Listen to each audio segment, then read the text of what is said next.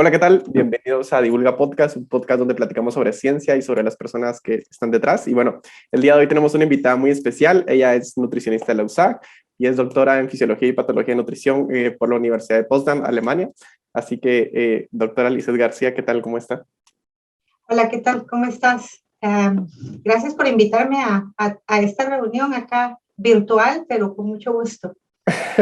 No, qué gusto tenerla. Y bueno, hubiera sido genial estar en presencia, ya sea que fuera Alemania, usted viniera, pero bueno, creo que será en un futuro.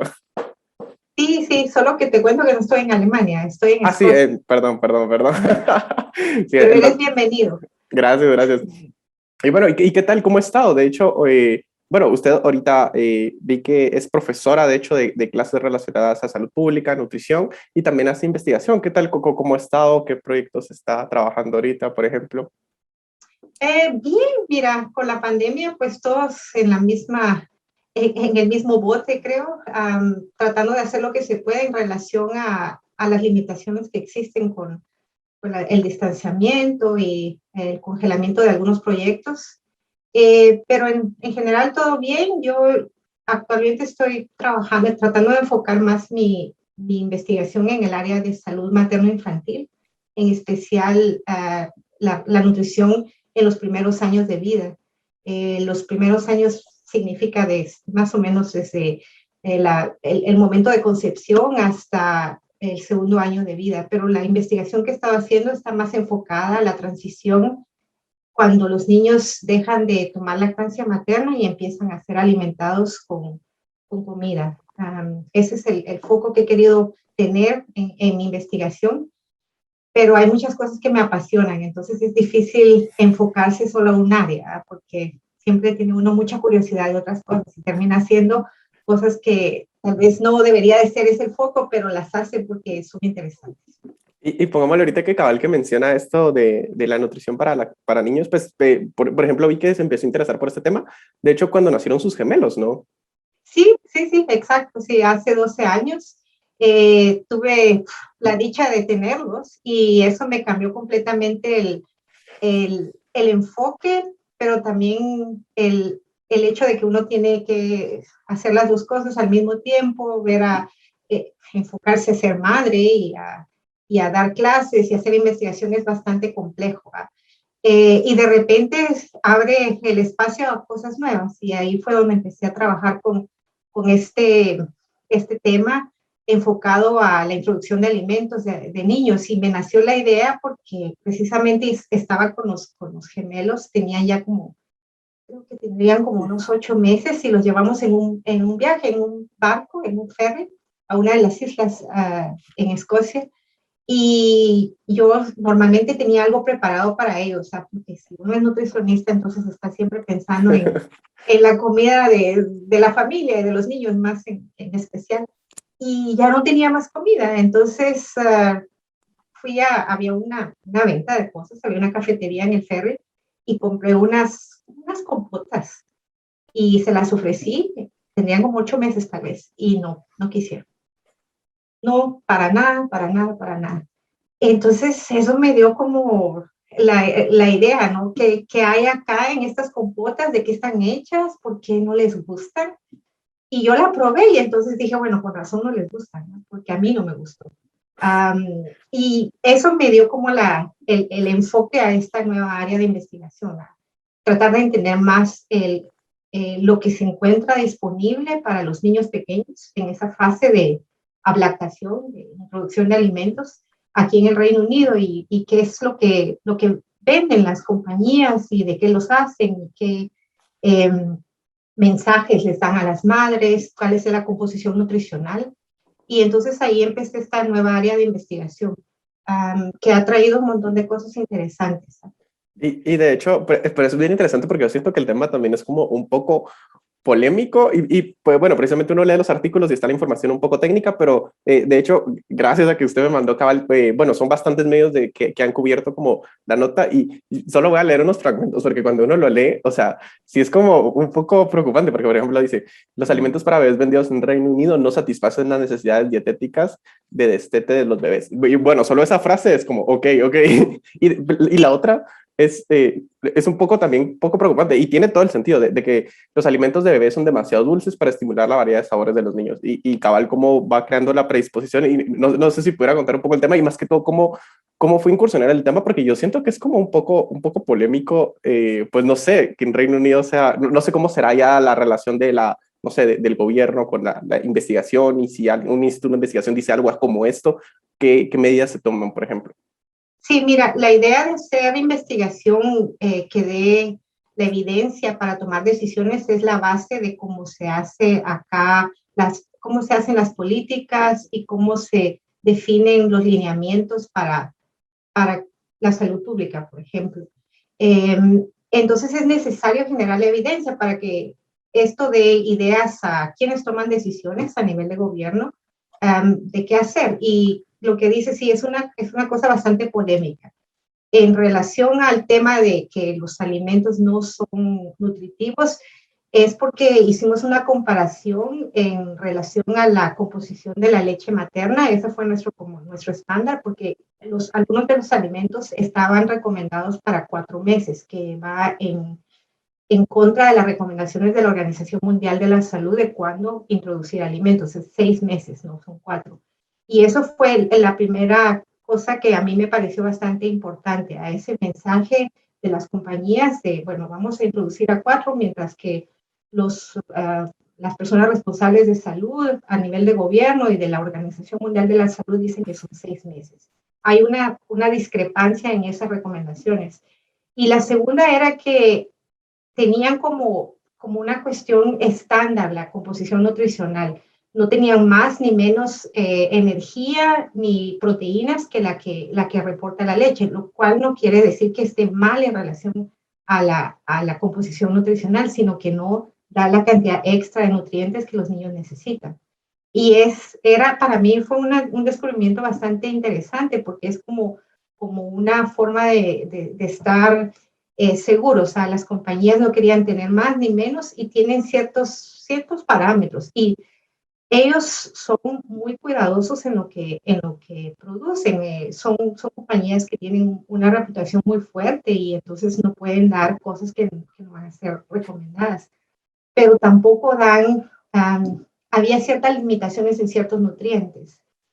Lo que queríamos enfocarnos también, y la composición de azúcar, por ejemplo, estaba muy alta, es que los niños necesitan una dieta que sea más balanceada en relación a lo que se les puede dar en la casa. Hay alimentos que son completamente buenos para los niños, que no es necesario comprarlos en un empaque, que son más caros los empaques, porque es un alimento procesado, y también que los sabores no son estimulantes del desarrollo del paladar y del desarrollo de las preferencias para ciertos alimentos que no se pueden, por más que traten, el sabor no se va a poder reproducir de la misma forma que hacerlo en casa de una forma rápida.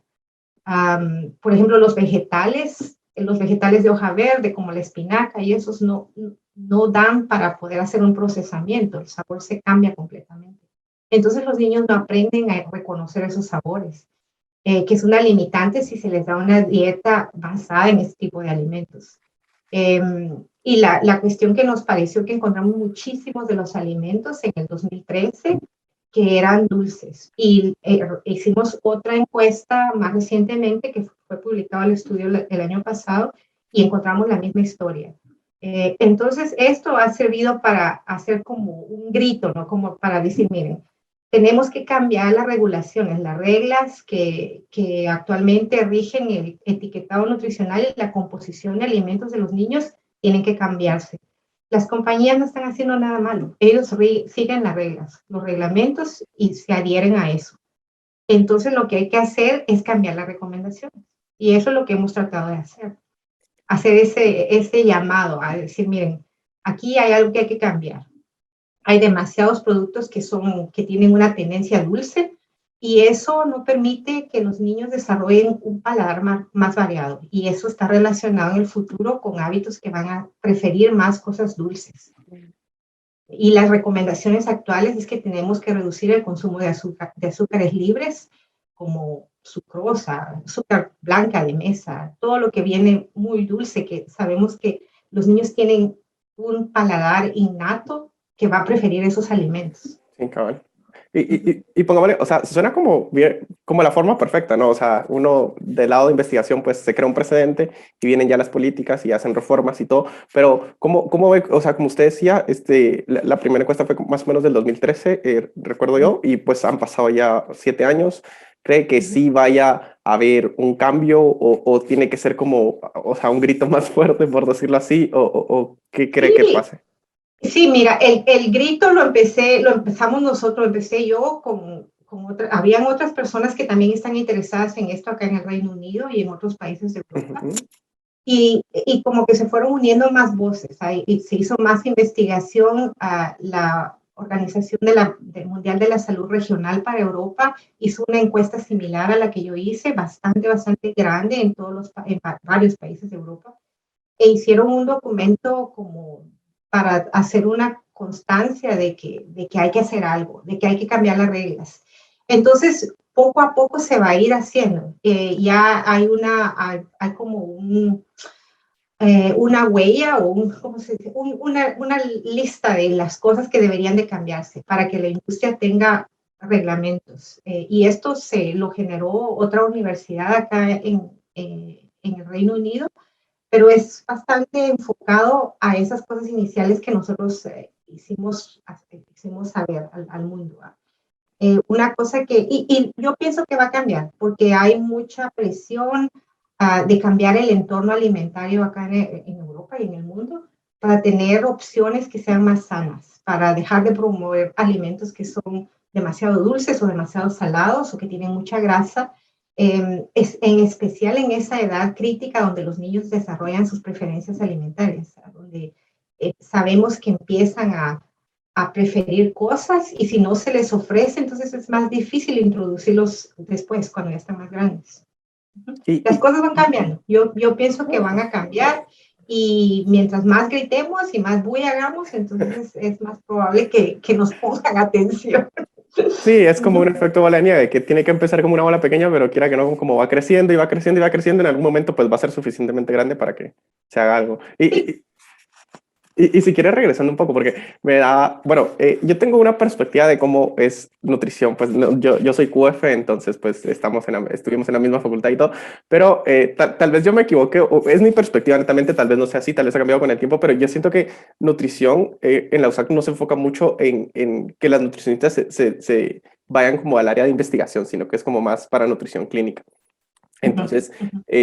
pues en base a esto, pues tampoco he encontrado como muchos nutricionistas que hagan investigación así de una forma como pesada, por decirlo así. Y me da mucha curiosidad porque, por ejemplo, ¿cómo fue que usted dio este cambio? Porque, por ejemplo, salió de la USAC, vi que trabajó en un hospital, de hecho, y Ujú. hacía investigación, pero ¿qué pasó? Que dijo, bueno, vámonos a Alemania a hacer el doctorado. ¿Qué fue eso? O, cuénteme. Sí, mira, es una historia un poco larga, pero si quieres te la trato de resumir. Yo hice claro, yo me gradué en la San Carlos, en la Escuela de Nutrición, en el T12, ahí donde tú también conoces.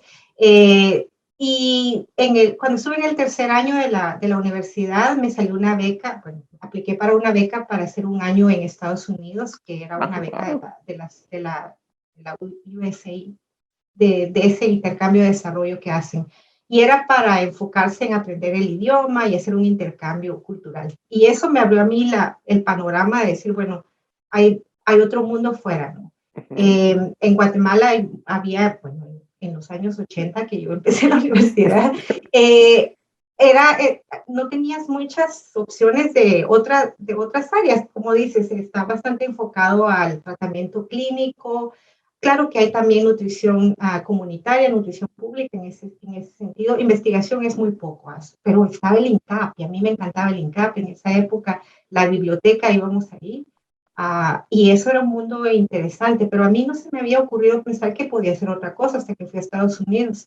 Cuando regresé, terminé la universidad, y me empezó a interesar la investigación. Hice una tesis con semillas de morro, no sé si conoces, jícaras, Sí, sí, sí. que sí, hice unas recetas y una harina que fuimos a probar a comunidades en Chiquimula, y a mí eso me encantó. Y de paso, para hacerme promoción, gané el mejor premio ese año en la tesis y dije, bueno, a mí eso me gusta. Y yo quería regresar a estudiar, yo quería hacer una maestría, era mi idea de qué se podía hacer afuera de Guatemala. Nunca se me había ocurrido hacer un doctorado porque no tenía ni la idea de que eso existía. No tenía la visión, ¿no?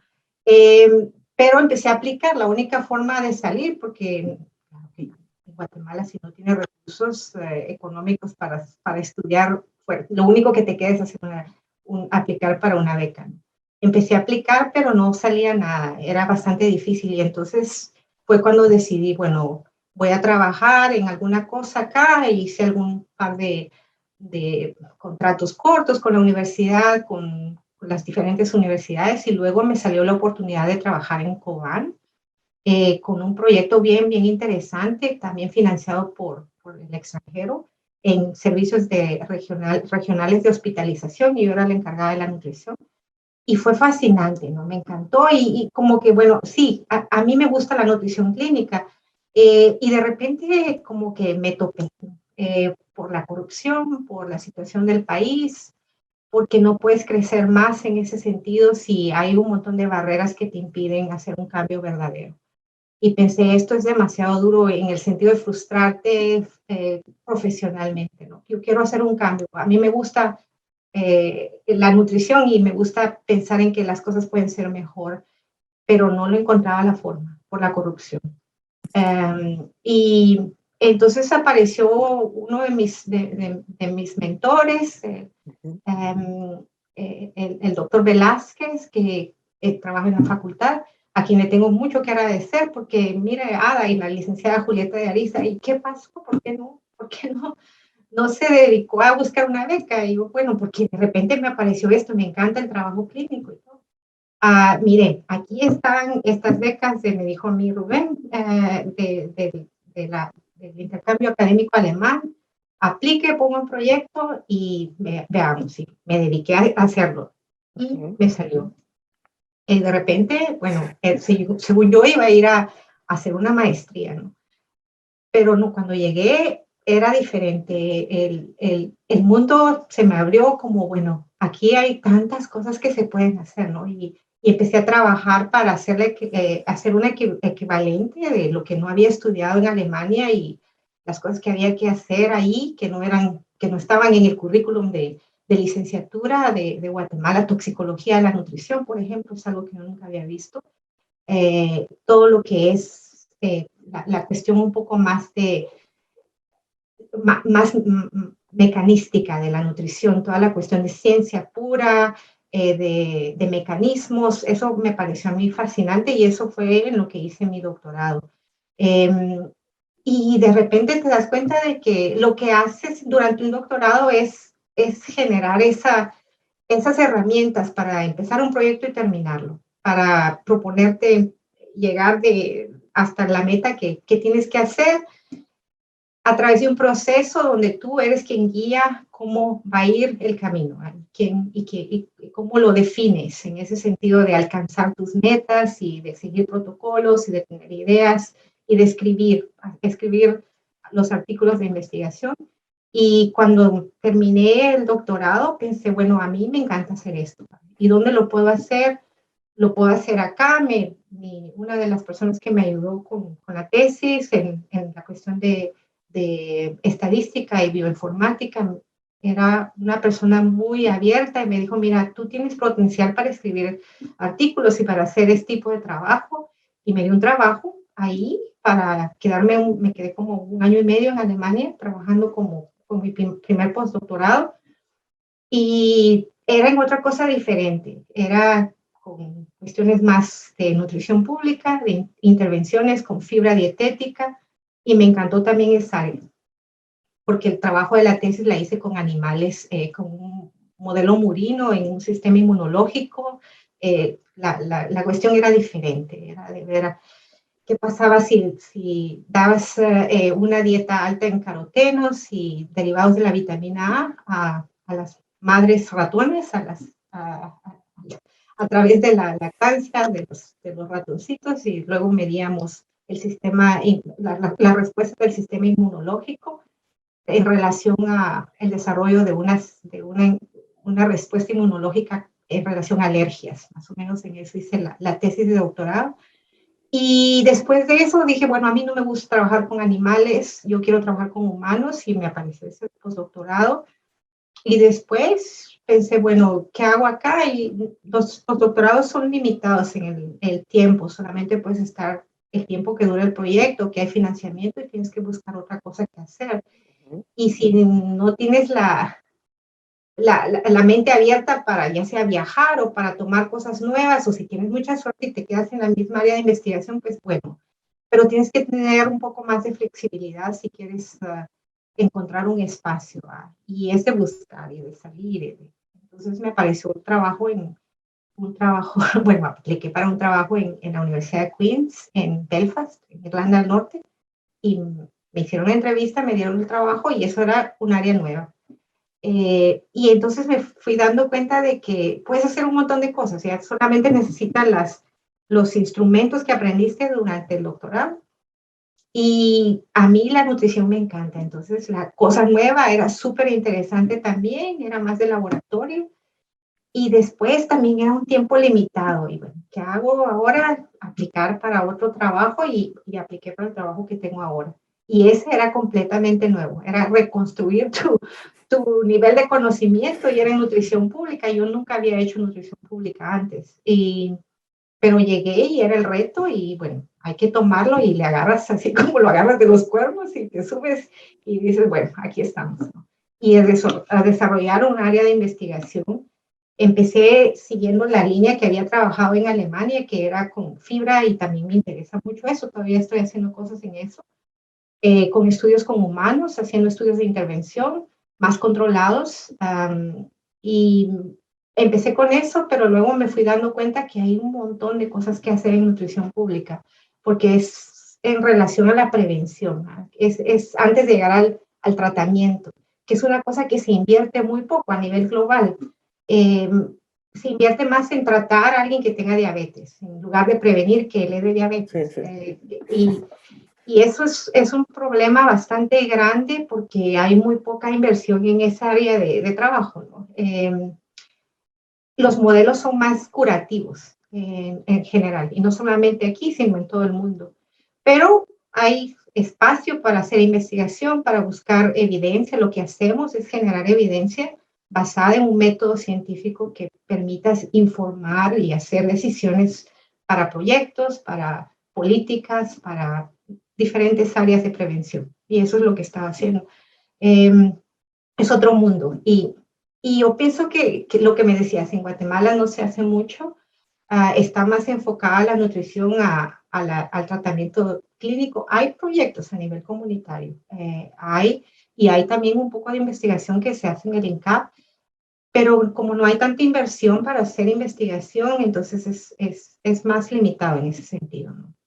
Y pongámosle, bueno, tocó un montón de temas de investigación bien interesantes, de hecho, y pongámosle, antes de entrar un poco en ellos, por ejemplo, ya saliendo como un poco de la universidad, por ejemplo, ¿qué tan diferente es ejercer como nutricionista acá en Guatemala a ejercer, por ejemplo, donde está usted? O sea, de verdad es como muy abismalmente como... Porque, por ejemplo, para mi profesión, para químicos farmacéuticos, es como bien diferente, por ejemplo, desde ejercer acá hasta ya ejercer en Europa, es totalmente diferente, pero con una nutricionista siempre es como, ¿cuáles son esas brechas entre una nutricionista que ejerce en Guatemala a una nutricionista? ¿Cómo se ve una nutricionista, por ejemplo, en Reino Unido?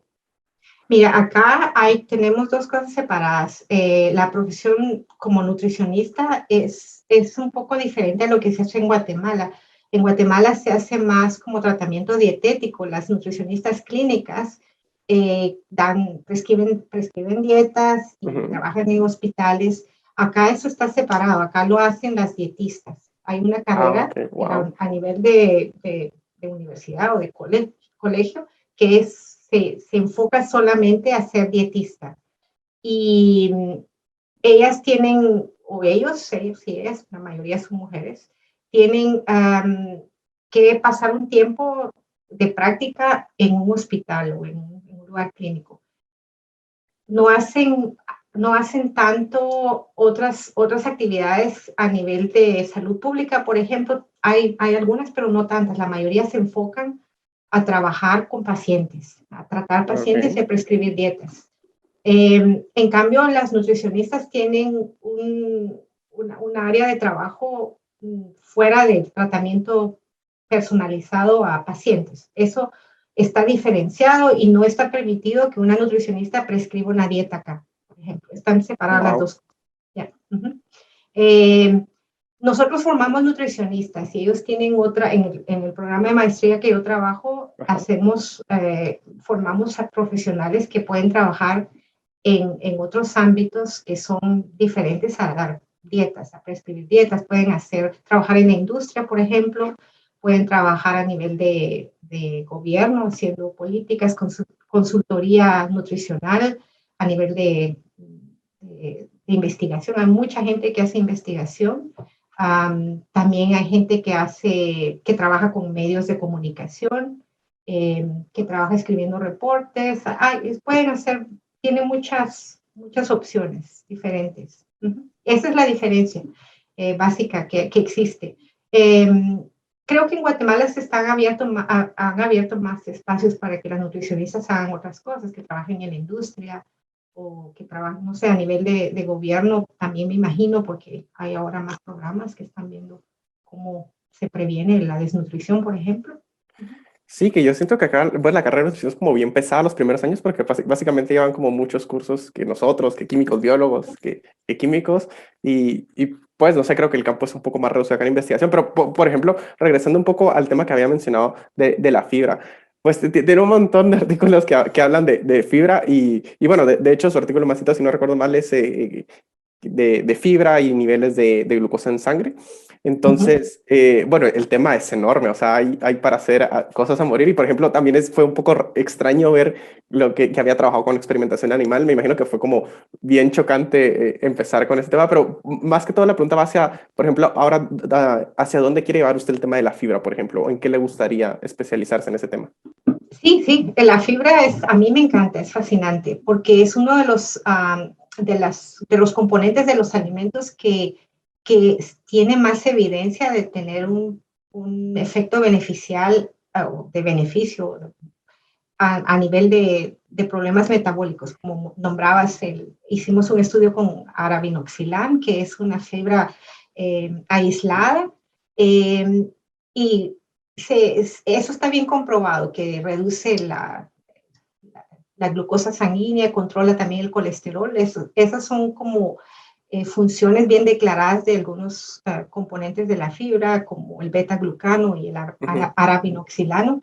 Eh, pero hay muy poco conocimiento de los efectos de fibra en niños. De eso sí tenemos muy Ok. poquito. Y la mayoría de recomendaciones que existen están basadas en extrapolaciones de Ya. efectos con adultos. Por ejemplo, acá y a nivel mundial, la recomendación de fibra es acerca de los 30 gramos por día para adultos. No, y eso está basado en experimentación bien hecha con estudios controlados, con estudios randomizados.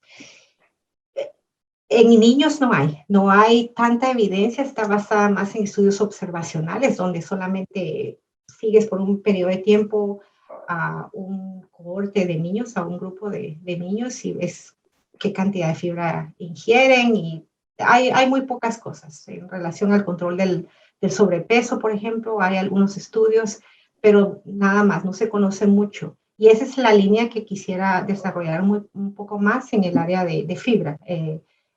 Buscar evidencia de qué efectos de salud tiene la fibra en niños pequeños, en niños en general, cómo se puede medir los efectos de consumir fibra sin utilizar técnicas de laboratorio que sean muy invasivas, porque con niños no puedes obtener muestras de sangre para determinar colesterol o glucosa sanguínea.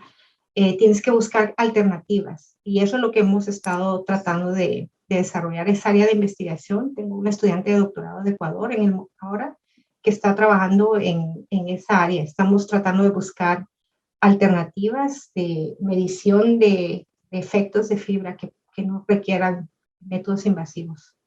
Ok, y Pamela menciona cosas, bueno, trabajarlo con niños ha de ser un poco más complejo y si quieres, son como dos preguntas. Por ejemplo, ¿cómo es esa logística de trabajar con niños? Porque, bueno, con adultos es como, bueno, quiere trabajar, bueno, firma acá y ahí está. Pero con un niño es hablar con los papás y para empezar, como los papás aceptan, ha de ser un poco complicado. Y la otra va a que cuando mencionaba que los estudios se extrapolaban de adultos a niños, pues obviamente el metabolismo es diferente, pero ¿qué son estas diferencias que, o sea, eh, ¿cuál es como la mayor diferencia metabólica en ese sentido que en sí la extrapolación no puede ser tan fiable o al menos ese tono le sentí yo?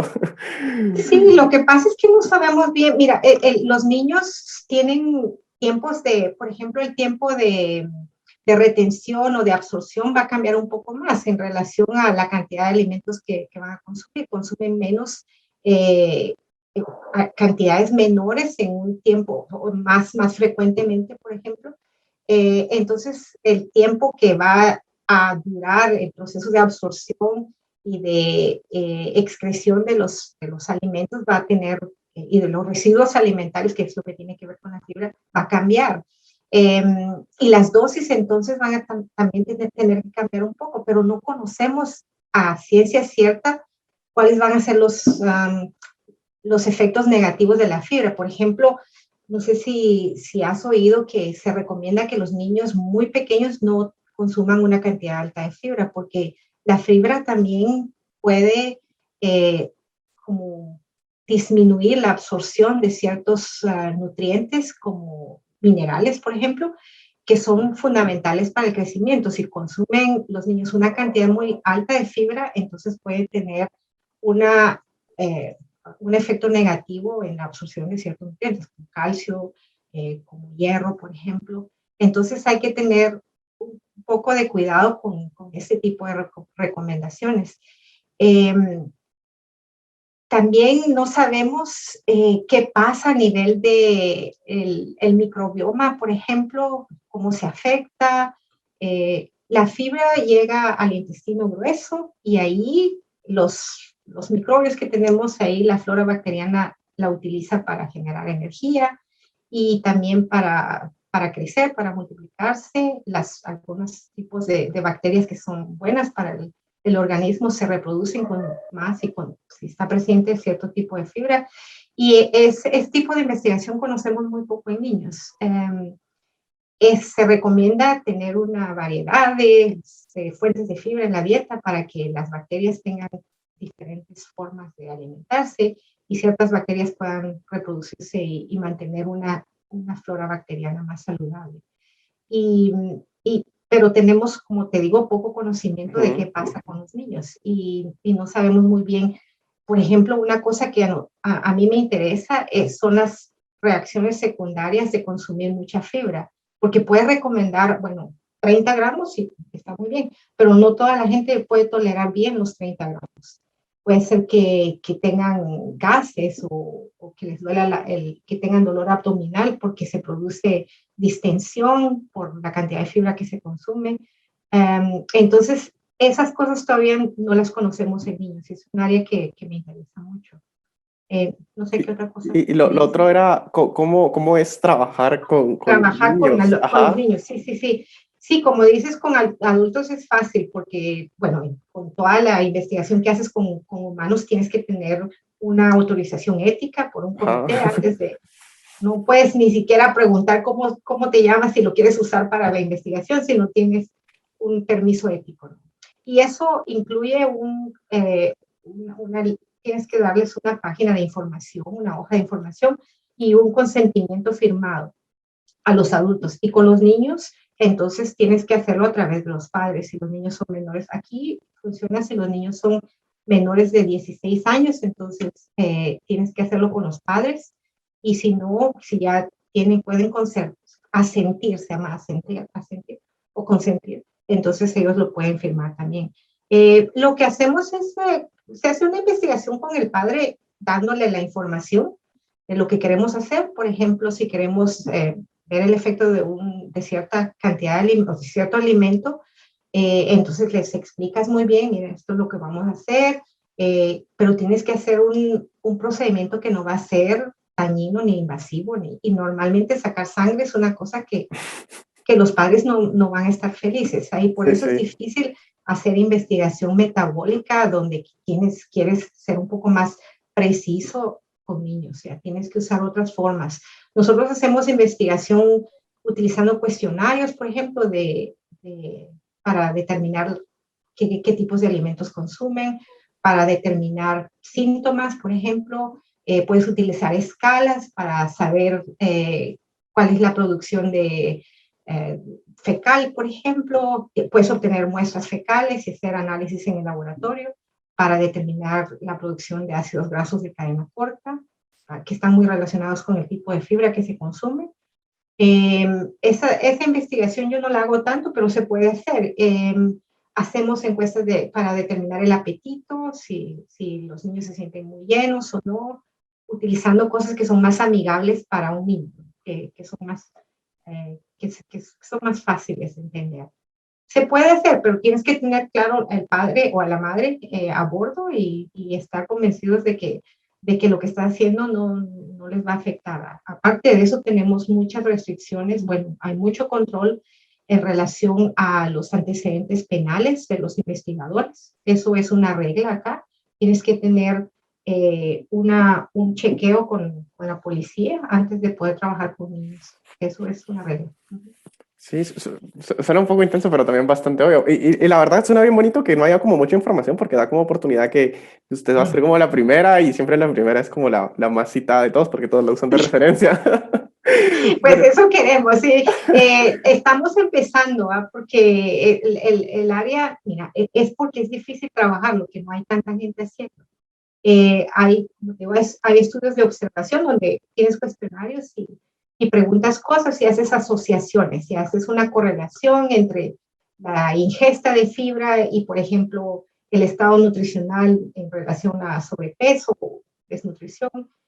Puedes hacer cosas de este tipo relativamente fácil. Y hay muchas encuestas grandes a nivel nacional, acá, por ejemplo, o en Estados Unidos o en Alemania, donde se investiga el consumo de fibra de los niños y se hace una correlación con el estado nutricional, por ejemplo. Pero aparte de eso, no hay mucho. Hay interés en relación a los cereales, por ejemplo, de los cereales ya preparados de desayuno, porque son una fuente de fibra. Y en esa área hay bastante, hay cosas que se han hecho con niños para ver si los niños aceptan más o menos cereales que tienen fibra agregada, porque hay mucho énfasis a nivel de nutrición pública de mejorar el estado nutricional de la población en relación a prevención de enfermedades, y una de ellas es que los niños, la población en general en Europa y en especial acá en el Reino Unido, consume muy poca fibra. Los valores son muy pocos, son muy bajos, y hay esa necesidad de promover una alimentación sana para prevención, y una de esas cosas es incrementar el consumo de fibra. Sí, y también se escucha como bien polémico, porque si no se pueden tomar decisiones si no se tiene como evidencia en qué, por ejemplo, de reforzar con fibra ciertos alimentos, por ejemplo. Exacto. Sí. Y los efectos secundarios, ¿sabes? Porque puede ser un alimento súper alto en fibra, pero si le va a dar dolor abdominal a alguien, o le va a dar diarrea, o le va a dar flatulencia, entonces no se lo van a consumir, no lo van a comer. Y en eso, ahí hay mucho interés de hacer investigación por parte de la industria alimentaria. Y pongámosle, bueno, es que hay bastantes temas interesantes, pero pongámosle también, este también es un poco polémico. Bueno, es el último artículo que aparece en Google Scholar y el título es como, lo voy a leer, dice: el retraso del crecimiento infantil y el estado de los micronutrientes no se ven afectados por el ECA de las bebidas enriquecidas con micronutrientes. Entonces, por lo que entiendo, en resumen, básicamente es como el artículo, igual usted me corrige, me dice que los alimentos enriquecidos con los que se han trabajado para poblaciones vulnerables, en realidad, pues como que no están funcionando muy bien. Entonces se quieren como mejorar un poco eso, pero bueno, decir esto también es como hay un montón de dinero en programas de alimentos enriquecidos. O sea, y aquí en Guate esto es como, bueno, debería ser súper importante, pero no es como tan importante para la gente de aquí en Guate, siento yo. Pero, por ejemplo, ¿cómo es esto? ¿Cómo se llega a decir algo como esto? Y más que todo, ¿cómo se entró en este tema, por decirlo? Mira, ese último artículo es para mí súper importante. Es un artículo que es la primera investigación que tengo publicada con una colaboración en Guatemala. El estudio que hablas lo hicimos en colaboración con una organización en Retaluleu que se llama PEVIS, con mi Ok, colega ok. Víctor Alfonso, que es un nutricionista, también compañero de la universidad. Y él estuvo trabajando con una organización extranjera que hicieron un estudio súper bien hecho, un estudio controlado, pues, randomizado, de intervención, donde les dieron a niños en el área rural de Retaluleu, eh, les asignaron recibir un alimento fortificado con micronutrientes y o el otro grupo tenía leche de lactosada. Eran los dos grupos de intervención. Y lo siguieron por un periodo de tiempo, por 18 meses, les proveyeron de ese alimento gratis y controlaron, les hicieron visitas y vieron cómo era el crecimiento.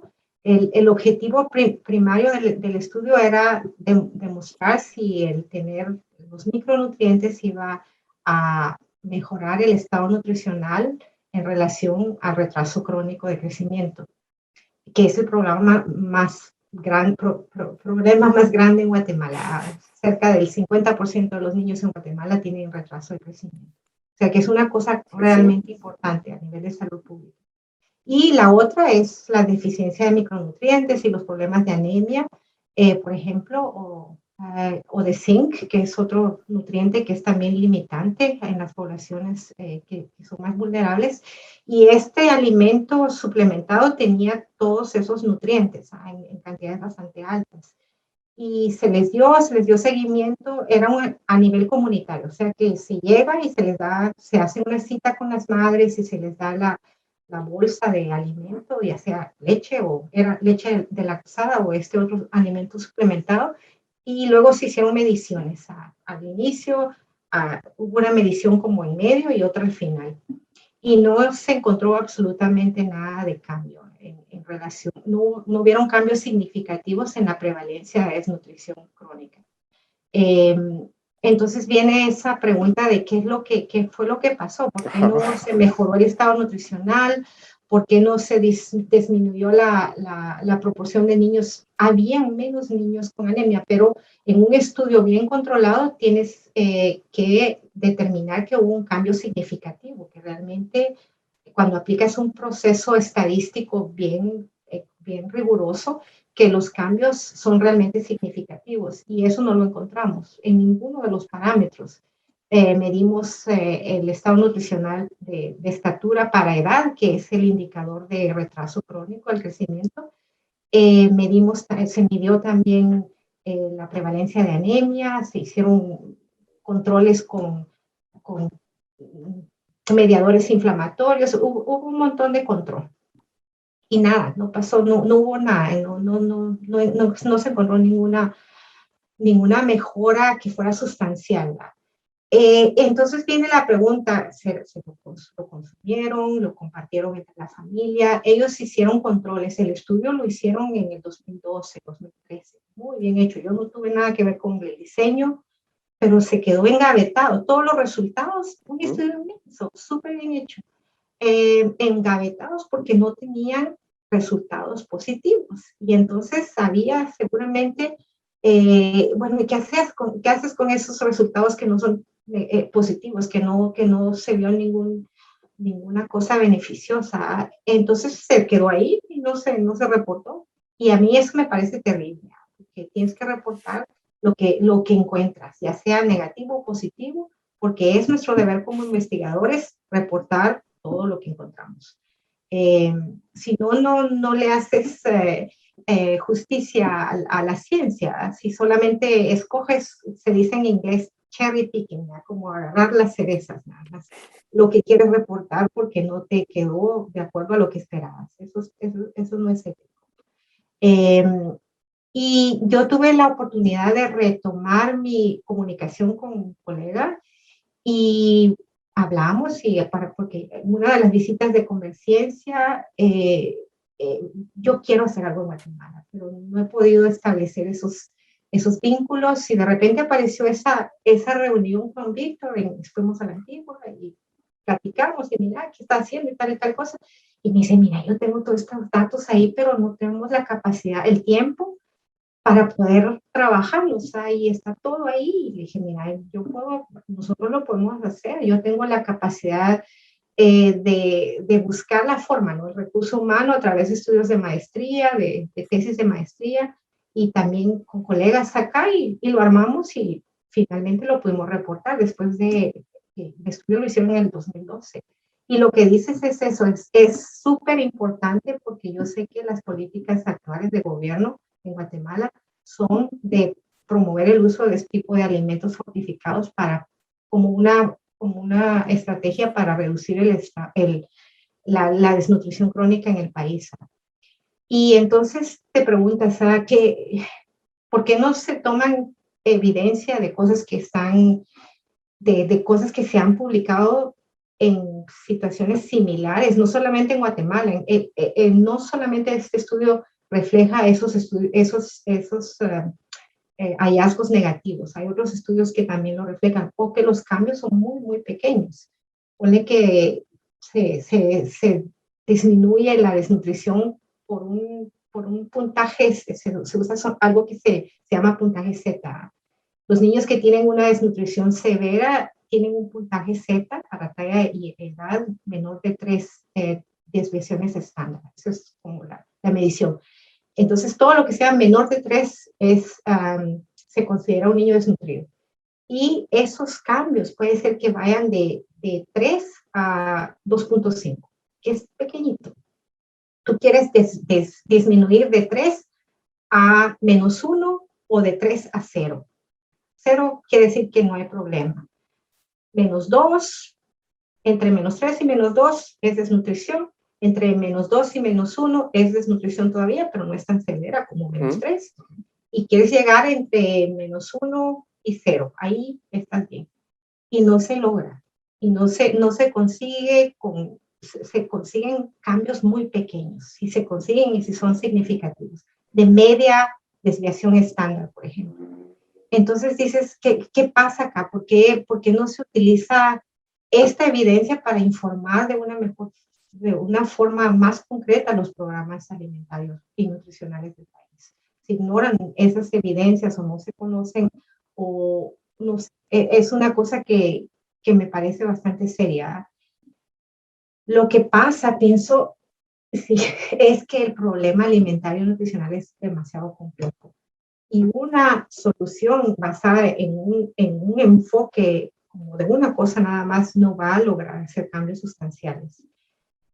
No quiere decir que vayas a dejar de dar esos alimentos, porque de alguna forma eso beneficia las necesidades inmediatas de apetito, de hambre, de falta de alimentos de algunas comunidades, y son importantes. Pero no se puede afirmar que esa política o esos programas van a ser los únicos que van a realmente tener un efecto de reducir el problema de desnutrición en Guatemala. No sé si me entiendes. O sea, es una cosa ahí, pero no es una cosa que vaya a ser la única solución. Porque lo hemos visto que a nivel comunitario no funciona. Los programas no están funcionando si se hacen de esa forma, ¿no? Se les da una bolsa de víveres, y porque es que en este estudio se les dio la bolsa de víveres constantemente por 18 meses y no funcionó el proyecto, no funcionó el objetivo primario, no se llegó a establecer. Y es bien, bien interesante porque, o sea, yo me metí un poco, bueno, o sea, sí he visto los polvitos, no sé si serán los mismos, pero yo vi unos que se llamaban como chispitas y que literalmente era como polvito que se le echaba sobre a la comida. Pero, son diferentes. Este producto que se utilizó es como un atol, como cualquiera de los atoles en Guatemala, no quiero mencionar nombres, pero es un atol que está reconstituido con vitaminas y minerales. Ajá, pero a Es, lo que iba, perdón, es que no hay como información, no hay como mucho, porque yo me recuerdo que yo hice una propuesta para ganarme una beca en un congreso en México y pues la propuesta era producir ese polvito aquí, porque, o sea, si uno busca información no hay, pero si uno busca en Guatecompras, hay unas cuentas así millonarias de compras de ese producto hacia la OMS. Y yo decía, bueno, ok, wow, o sea, cuando lo vi dije, es un montón de dinero, porque no la idea era producirlo aquí en Guate para que se incentivara, pues como pues uno hiciera prácticas y cosas, era un proceso largo, pero el problema fue que cuando yo empecé a buscar, bueno, dónde lo dan, cuánto distribuyen, en qué comunidades lo distribuyen, no había como nada y era como un poco frustrante no saber como nada y encontré unos datos del 2012 y era como, o sea, eso fue hace años, nosotros somos como el país número uno en desnutrición infantil, esto debería ser súper importante, debería haber como una sección del Ministerio de Salud enfocado a eso, donde estuvieran todos los datos, pero es como, bueno, no sé si será lo mismo de que usted dice que como no hay datos positivos, no se publican o... yo no sé cómo funciona el abastecimiento de este tipo de insumos a nivel de gobierno, pero bueno, es una cuestión que es diferente, ¿no? En el sentido de quién hace las propuestas y dónde se compran y por qué no se producen localmente. Esos polvitos que tú dices es una cosa diferente, ¿no? Existen dos tipos de tratamientos que se pueden utilizar para la desnutrición. Una es un alimento como un atol o Ajá, una galleta fortificada, y otros son esos polvos que se utilizan que son solamente polvos de micronutrientes. Hay otros que sí, vienen sí. en un vehículo grasoso, ¿no? que son como un poco más por las vitaminas liposolubles que necesitan estar en un vehículo diferente. Y eso se utilizan para agregarle otras cosas y son micronutrientes nada más. El que utilizamos para ese estudio, que utilizaron para ese estudio era un atol. Eh, y sí, son carísimos. Hay distribución a nivel global de esos polvos y Ujú. es, es, un, sí, es un montón de dinero. Eh, y la pregunta de qué funciona. Y si encuentras la evidencia, es bastante conflictiva. Algunos estudios dicen que los polvitos funcionan, otros dicen que no.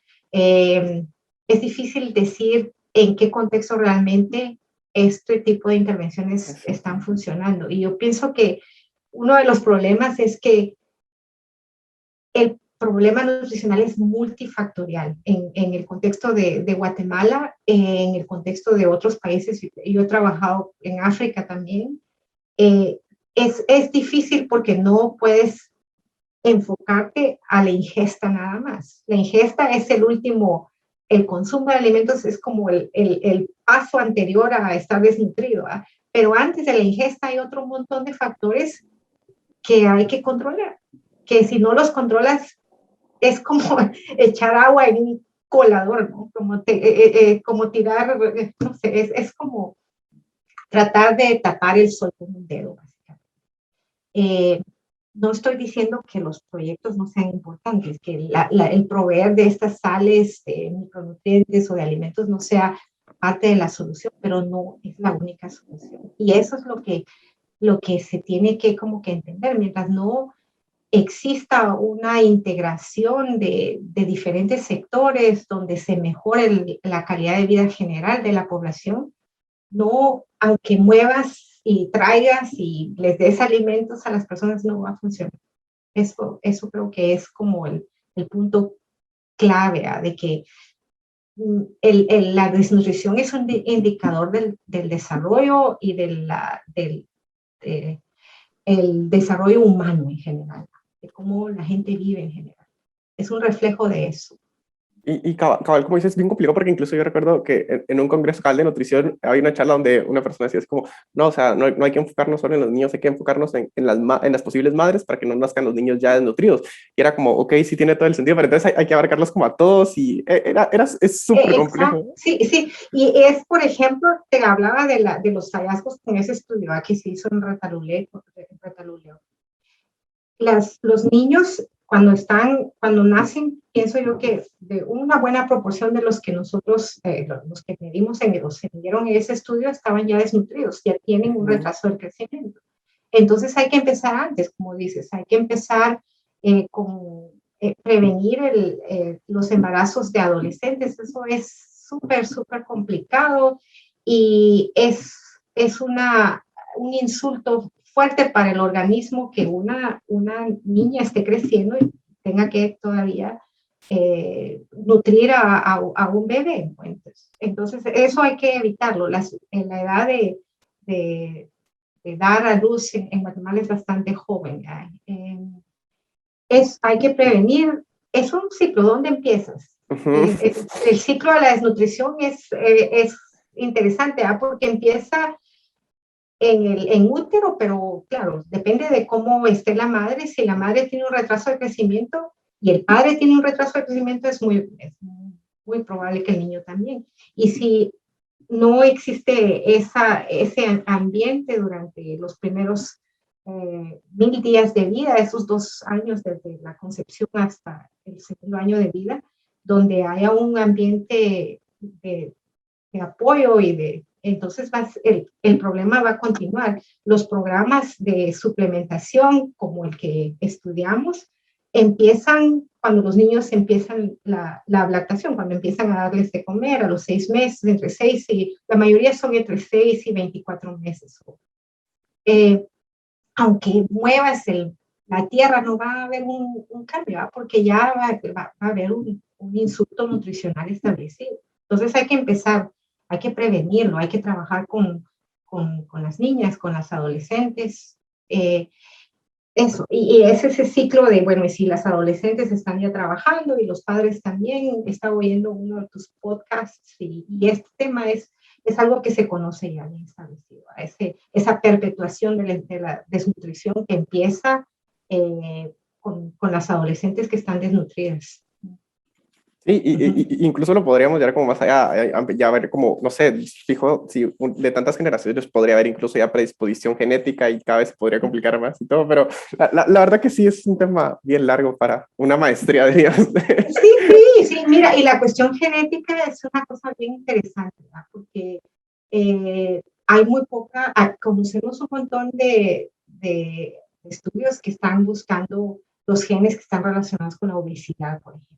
De eso hay bastante hecho, pero tal vez hay alguna cuestión ya como de esta generación que tenga que ver con la adaptación al medio, a esos insultos de nutrición y también de infección, porque tenemos que estar bien claros de que es una cuestión que está retroalimentada por la otra. Las infecciones relacionadas con el medio ambiente son frecuentes a los niños que viven en ambientes con problemas de agua, con problemas de sanidad, van a tener más infecciones. Y aparte tenemos en Guatemala un montón de vectores que son también parte del ecosistema, ¿no? De las infecciones por mosquitos. Hay un montón de cosas que están ahí perennes, los parásitos, el parasitismo, todo eso está bien, bien interrelacionado. Pero si piensas, bueno, la gente está ahí, no es que la gente se muera, están ahí y se adaptan, hay un nivel de adaptación.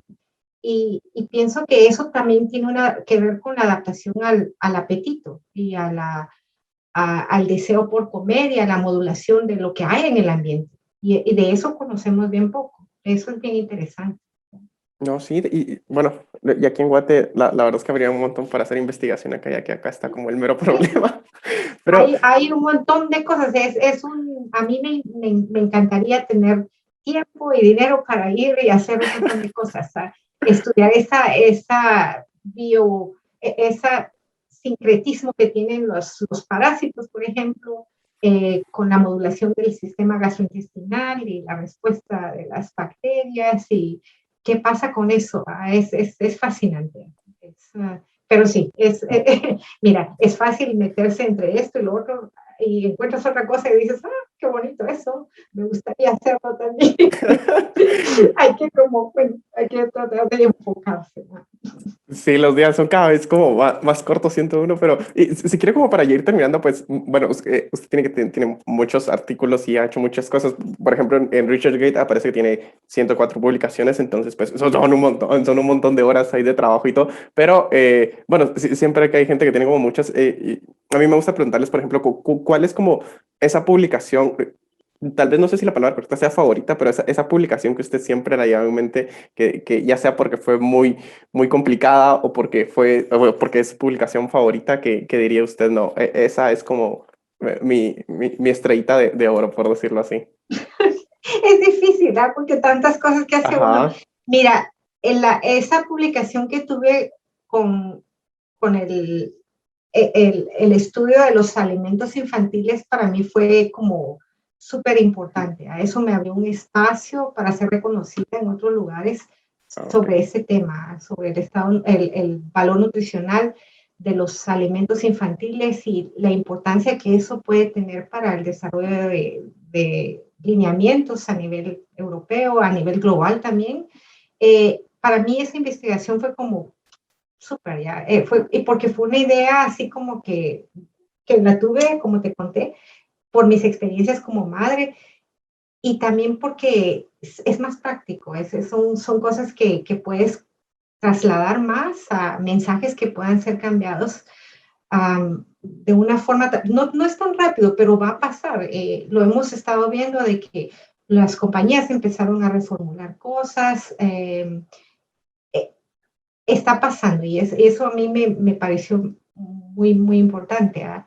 Pero también la primera publicación que hice para mí fue muy como, bueno, yo lo puedo hacer. Es como, sabes, que lo enviaste a una revista y te lo mandan y lo revisas y todo, y luego ves y dices, wow, mira, es súper interesante. Y luego se te vuelve así como, bueno, quiero, quiero hacer más, pero también quiero influenciar, quiero tener impacto en la investigación que hago, porque se pueden hacer papers y cosas que realmente se van a quedar en una gaveta que nadie los va a utilizar, que nadie va a citar o que no son realmente, que a ti te parecieron importantes, ¿sabes? Porque tienes curiosidad de todo, pero no va a ser tan influyente, ¿no? En la toma de decisiones. Ese otro artículo que mencionabas del arabenoxilano lo han citado un montón y eso a mí me pareció bastante interesante también. Sí, hay tantas cosas. Incluso tengo uno con simios que hicimos en vitamina A, súper interesante. Y sí, cada vez que ves tu lista dices, bueno, sí hay tanta cosa que hacer, ¿no? Y cada vez aprendes más porque el conocimiento es infinito, nunca lo tienes. Sí, pero wow, eso de simios sí suena como bien interesante porque precisamente es como, bueno, es un poco diferente cabal al otro porque no es algo como que, no sé, siento que a veces la experimentación animal no es como tan popular porque pues obviamente es un poco tabú todavía a nivel social, a diferencia por ejemplo de esto del cabal lo dice de los alimentos para niños que fue extraño ver como porque habían como tantas noticias de prensa y creo que fue porque es como que muy fácil que todas las madres empaticen muy rápido, entonces Ya, como ya. todos empatizan pues es como al mismo tiempo al medio le sirve para que la gente lo lea, o sea, una madre que lee que sus alimentos de bebé no están como bien, pues se lee el artículo completo, estoy seguro. Entonces creo que es una forma de empatizar muy bien, pero no sé si podría contar un poquito este de simios, cómo fue, porque Sí, sí, sí. Mira, cuando estuve en Alemania, mi padre, ¿cómo se llama? Doctor Vater se llama en alemán, mi supervisor, ajá, era un veterinario, él es un veterinario. Y a él le interesaba la vitamina A, todo lo que tenía que ver con vitamina A, pero lo veía desde sus ojos de veterinario. Y yo hice mi estudio con vitamina A con otro que era mi postdoc, que era mi como co-supervisor, con otro investigador, pero mi doctor Vater, que era el supervisor grande, tenía una idea un día de hacer una medición del contenido, las concentraciones de derivados de la vitamina A, como ésteres de retinilo, palmitato de retinilo sí, sí. y también retinol y algunos de estos compuestos que se pueden medir en la sangre. Y él quería hacerlo con simios, entonces, porque tenía la idea de que ellos tienen un metabolismo diferente, de que tienen una forma diferente de almacenar la vitamina A, y que eso se iba a reflejar diferente en el plasma. Entonces, tenía contactos con diferentes zoológicos y encontraron la forma de obtener muestras del zoológico de Leipzig y de algunos otros. Entonces teníamos muestras de diferentes tipos de simios, de gorilas, de chimpancés, de orangutanes, de bonobos, algunos de estos. Y medimos la vitamina A e hicimos una comparación con los humanos, porque algunos de estos simios, el bonobo tiene casi como 99%, algo de similitud con el humano. Pero lo que encontramos fue que ellos en verdad tienen una forma de almacenamiento diferente de la vitamina A. Ellos consumen dietas altísimas en plantas, ellos consumen plantas, los humanos consumimos fuentes de vitamina A que son de origen animal, y nosotros mantenemos homeostáticamente regulada la vitamina A que circula en el plasma, el retinol. Y los ésteres de retinilo también no los encuentras. Ellos son una forma de almacenamiento de vitamina A en el hígado. En cambio, los gorilas, los simios, tenían niveles diferentes circulantes en la sangre. Creo que tenían más alto el retinil palmitato, y los ésteres de retinol tienen una forma diferente de almacenarlo. Y para mí era súper interesante cómo es que pasa eso y por qué tienen una regulación diferente en relación a lo que los humanos tienen. Y tiene algo que ver con la dieta, la cantidad de plantas que consumen. Es más eficiente tal vez en ellos la absorción y el almacenamiento, o no. En los humanos se controla muy bien porque la vitamina A puede ser también teratogena, es peligroso tener niveles muy altos. Entonces se utiliza solamente lo que se necesita. Y cuando se necesita más, se extrae del hígado y entonces se llega a los tejidos y eso. Pero era parte de lo que hicimos, que ellos tenían en realidad una concentración diferente en la sangre. No. Y eso a mí me pareció súper interesante como mecanística, porque en esa época a mí me interesaba la vitamina A, como era lo que estaba haciendo. Sí, mira, la nutrición te da para tanto. Es una rama de la ciencia, del conocimiento, que es súper extensa, porque todos comemos, y no solamente los humanos, los animales también, y necesitamos entender cómo funciona el metabolismo, cómo es nuestra relación con el medio ambiente y los alimentos, cómo respondemos a incentivos que nos hace comer más o menos. Es una cosa súper fundamental, el conocimiento de la nutrición. Y lo puedes aplicar a tantas cosas. Es súper interesante.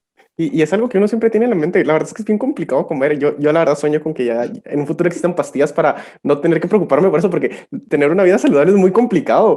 Entonces, si existieran pastillas, sería tan simple solo tomarme la pastilla y cuando quiera disfrutar algo, pues ya me cocino una carne o algo así, pero no sé, saber si irá a pasar alguna vez es un poco improbable que exista. Puede ser una simulación a través del cerebro, de los sentidos, para que pienses que estás comiendo algo que tiene mucha grasa cuando en realidad no.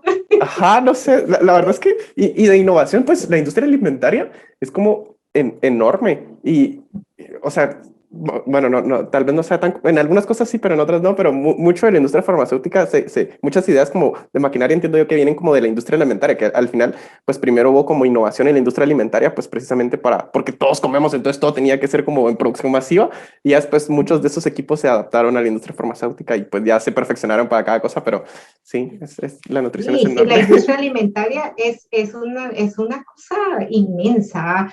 Y si te pones a pensar en cómo es que los humanos han extendido su expectativa de vida, tiene que ver porque mucho con que tenemos más acceso a alimentos, son menos perecederos, duran más tiempo, pues ir y comer y llevar cosas. Y la industria alimentaria ha evolucionado pero a una velocidad súper rápida cuando piensas en todas las cosas que se pueden hacer. Pero pienso que la idea de que exista una pastilla para que no tengas que comer no va a ser algo que la industria alimentaria vaya a tener mucho deseo de desarrollar, ¿eh? Porque la idea es que consumas y que Sí, pero consumas sería muy práctico, muchas cosas sinceramente. de muchas variedades. Ahora estoy haciendo un estudio. Estamos haciendo un estudio pequeño con uno de mis estudiantes, dos estudiantes de maestría, que están casi terminando ahora, y estamos investigando el entorno alimentario para dos tipos de productos que están disponibles en los mercados, en el mercado acá en el Reino Unido, es helados y yogurts. Y lo que queremos ver es el uso de, y la cantidad de azúcar que contienen y el uso de endulzadores que no son calóricos, ¿eh? Como aspartame, ese tipo de cosas. Y yo estoy fascinada porque vimos 8 supermercados acá, es un estudio en línea porque por la pandemia no podemos hacer muchas cosas.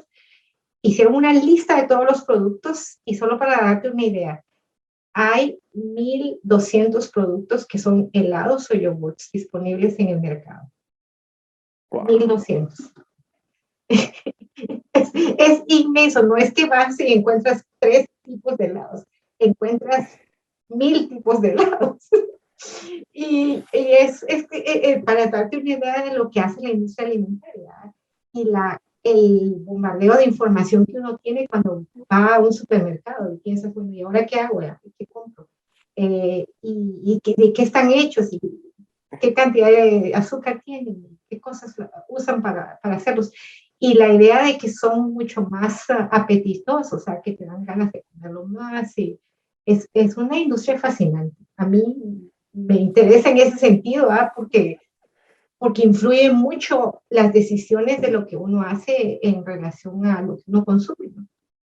Y hay muy poca regulación. Es otra historia que por eso es que estoy viendo esta área de la nutrición pública para decir, bueno, tenemos que regular. No es posible de que un niño vaya al supermercado y tenga 300 variedades de helados enfrente que escoger.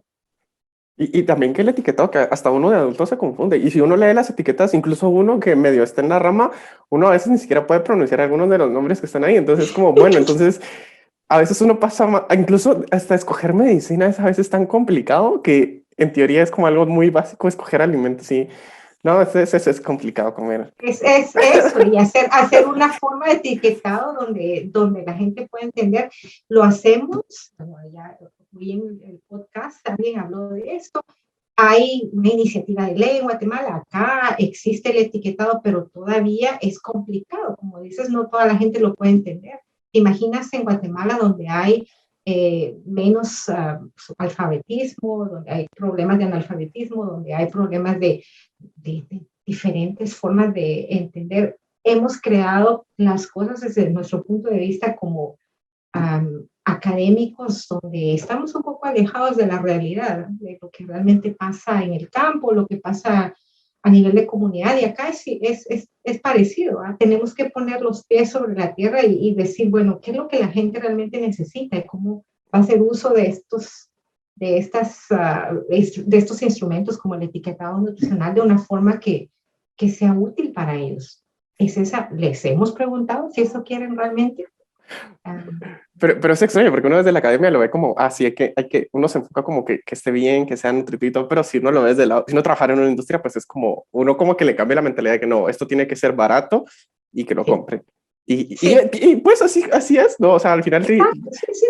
Sí, y mientras más vendes, mejor, y más te van a pagar. Entonces es como, bueno, Sí. ¿dónde es ese balance? ¿A dónde encontramos tenemos que regular todo para que la gente tenga ese control?